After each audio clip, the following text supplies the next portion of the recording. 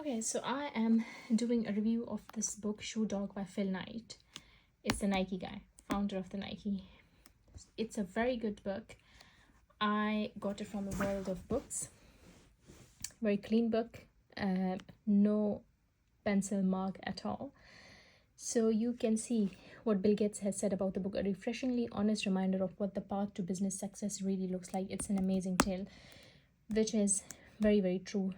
If you read this book, you will see this is the best book written on entrepreneurship, what an entrepreneur goes through, the journey. A lovely read. Warren Buffett says the best book I read last year. Phil is a gifted storyteller. He is indeed a very good storyteller. You realize that after you've read this book, and at the end of the book, he says how he went to learn how to write. He has been helped by different people with writing this book. He spoke to editors, sport journalists, and different people who have helped him through the book. So, yeah, that's how he has written this book. But I'll also tell you in the end how nicely he finishes the book. So, Phil Knight, he finishes his university and he proposes this idea to his father that I want to import shoes from Japan and sell them in the United States of America. And he calls this idea a crazy idea. His mother believes in him. His father is a bit resistant, but anyhow, he lets him travel and he goes to Japan and tries to starts importing the importing the shoes and starts the company.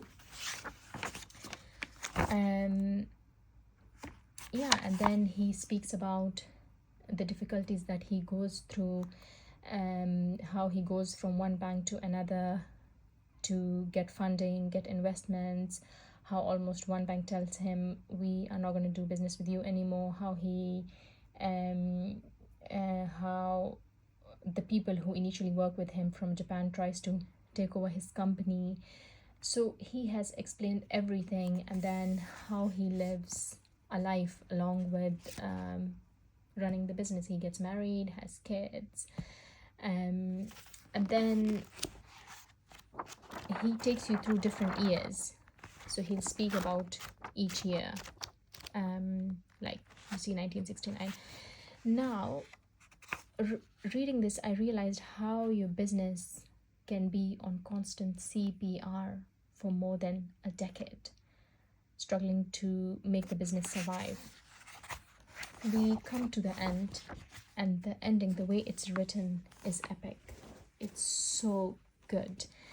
So I'm not sure when this is, after his company goes public, goes on the public stock market. I'm not sure if it's 20 years, 30 years. I read this a few weeks ago and I've forgotten now. But then he says that I sleep in the night, I wake up in the morning, I was worth 178 million. I was thinking, if someone does a conventional job, so he worked as an accountant while he was building this company Nike. So if he had kept working as an accountant, he would have hardly ended up with a few 100,000, would have retired with a few 100,000. But building this company, this is his worth. And every one of his team members who worked with him trying to build this company ended up with worth a few millions. He found very good team members. So Phil Knight was taking care of the business side of the things, logistics, importing, speaking to people like the CEO, and his coach was experimenting on different types of shoes and innovations. Then he had another team member, Johnson, who was a marketing genius. He worked really hard on marketing the products. So he was lucky to find some good team members. So speaking of ending, I loved the way he touches upon everything on ended. Like, he didn't miss anything. Everything you wanted to know at the end of the story, he has touched upon. He has spoken about the end of the story for most of his important team members that you would have wanted to know about. He talks about himself. One of his son dies, and how he struggles building the company, how his father and him, they work for money, and how his sons end up doing philanthropy because, of course, they don't have to work. Um, I am going to touch upon a few things from the ending, which really inspired me. So one thing is the name Nike. How they came up with the name Nike is Johnson, one of his teammates. He dreamt the name. They were struggling finding a name, and he calls one morning and says, "I had a dream. The name should be Nike." Okay, that's how they named it Nike. Though Phil Knight was reluctant, but he didn't have time to think about it. So a very important thing, he says that money affects us all, but then not much and not for long, because none of us was ever driven by money. There are two reasons people start business. One is money, and the other is they want freedom. They want to do their own thing. They want to do what they love. But you realize once you start working as an entrepreneur, you start loving the process so much that you forget the money. Money becomes secondary. This is very true. Another thing, so when he was struggling for money, he has one of his friends who were working with him, and he had his parents, and he asked his parents for money, and their parents had saved around 5 to 8,000, which was their last of the savings, and they gave it to Phil Knight, which he reluctantly took. So when after the company went public a few decades later, so he was telling their parents, explaining to their parents what going public means. So the parents asked, "What does that mean?" He said, "It means your original $8,000 loan to Phil is worth 1.6 million." Cool. Then he says that again about the money, we give away 100 million each year, and when we are gone, we'll give away most of what's left. Then because mothers are our first coaches, he speaks about his mother here as well. Then speaking of regret, so he says that I have made hundreds and thousands of bad decisions. You can't avoid it. You will make bad decisions through your journey of entrepreneurship.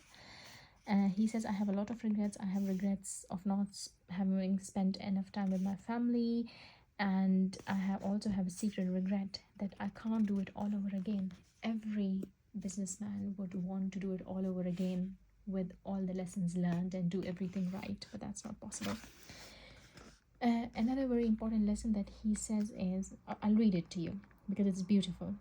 I would tell men and women in their mid-20s not to settle for a job or a profession or even a career. Seek a calling. Even if you don't know what that means, seek it. If you're following your calling, the fatigue will be easier to bear. The disappointments will be few. The highs will be like nothing you have ever felt, which is true. Seek your calling. Listen to your instincts. We overthink because we do not listen to our instincts. Follow your heart.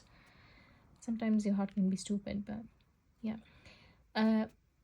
Another important thing, I would like to warn the best of them, the iconoclasts, the innovators, the rebels, that they will always have a bullseye on their back. The better they get, the bigger the bullseye.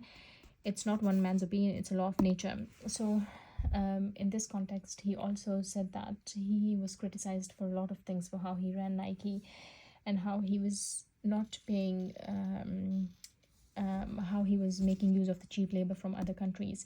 But then he said once we tried to pay our employees more, and the government came to him and said, you can't pay your workers or shoemakers more than what we pay our doctors. This will collapse our whole economic system. So he said there are limitations in countries and governments.